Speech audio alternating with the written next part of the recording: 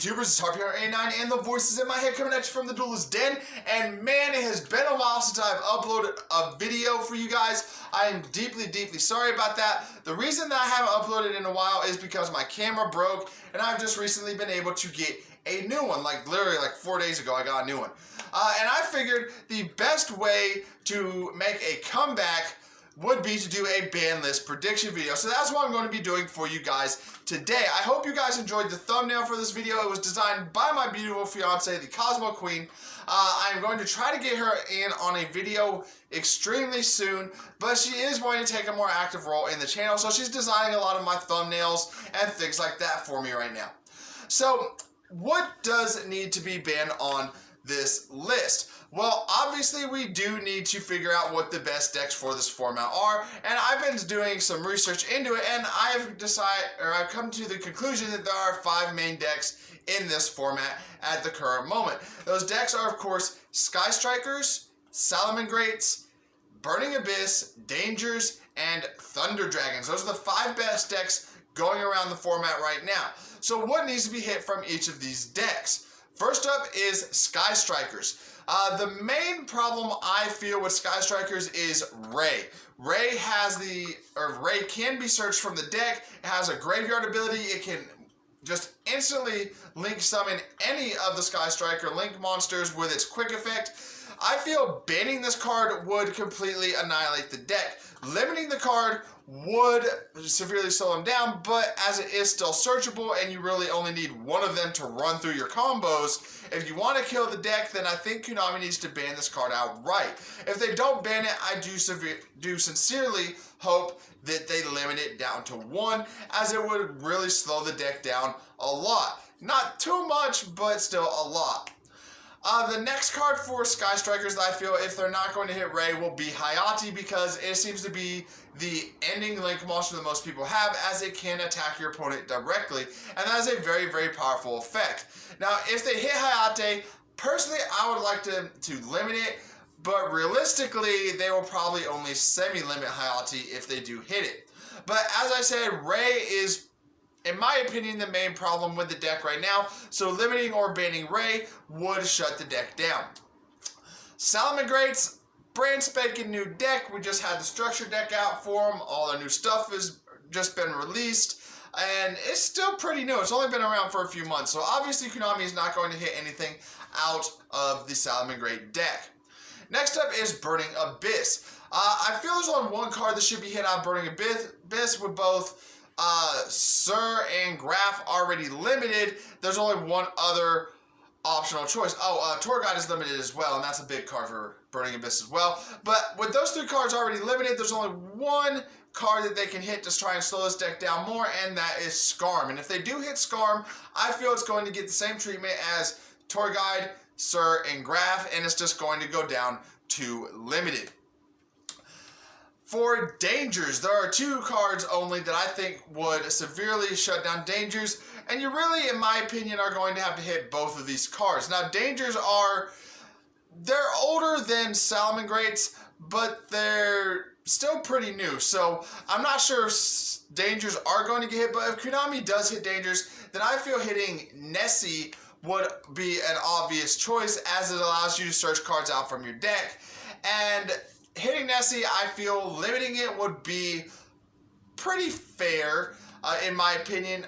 Semi-limit, it's still going to be extremely way overpowered, so I feel limiting this card to 1 would be the best bet if you still want this deck to be playable, but not too overpowered. Next up is Jackalope. Jackalope allows you to special summon monsters from the deck. So, same reasoning as Nessie, limit this card down to 1, the deck will still be playable, but it won't be extremely super broken. For Thunder Dragons, I actually have 4 different options for Thunder Dragons. The main one, obviously, is Thunder Dragon Colossus, the main boss fusion monster of the deck. You don't need to fusion summon this with any sort of fusion spell. Its own ability allows you to instantly summon it out from the deck whenever Thunder Dragon's monster's effect is activated. So banning this card outright, I feel, is the direction we're heading in. They may just limit it on this upcoming ban list, but I do honestly feel that we're heading in the direction of this card getting banned outright. Next up, we have Dragon Dark. Dragon Dark allows you to add cards from your deck to your hand. Limiting this card, I feel, would be a fair hit, as there are a lot of decks that have Searchers, and I personally feel Thunder Dragons are really hitting the end of their stride in the meta. So we do need to slow them down. You know, they've been around for a while now. So limiting Dragon Dark to 1, I feel, would be a fair hit. It's not ban-worthy in my opinion. There's going to be people out there that disagree with me on this point. I just don't feel that Dragon Dark is ban-worthy. So limiting this card to 1 would be the best bet. Next up is Dragon Roar. This allows you to add cards that are in your graveyard or banished back to your hand, and it also allows you to special summon from the deck. Now, personally, I would like to see this card go down to 1. Realistically, I think Semi-Limit might be the final status for this card if they do hit Dragon Roar. So, yeah, I think Semi-Limiting it would be a fair option. I just, in my opinion, think it needs to be limited. And the last card for Thunder Dragons is Dragon Hawk.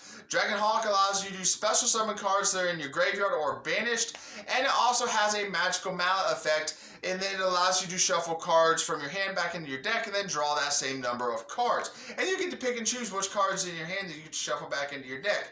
So, I feel that Dragon Hawk doesn't deserve to be banned or limited. I think Dragon Hawk at a semi-limit will be just fine for this card. It's really the weakest of the 4, so like I said, semi-limiting this card would be the best bet. Now, cards that should come off of the ban list or moved around on the ban list, however you want to phrase it here.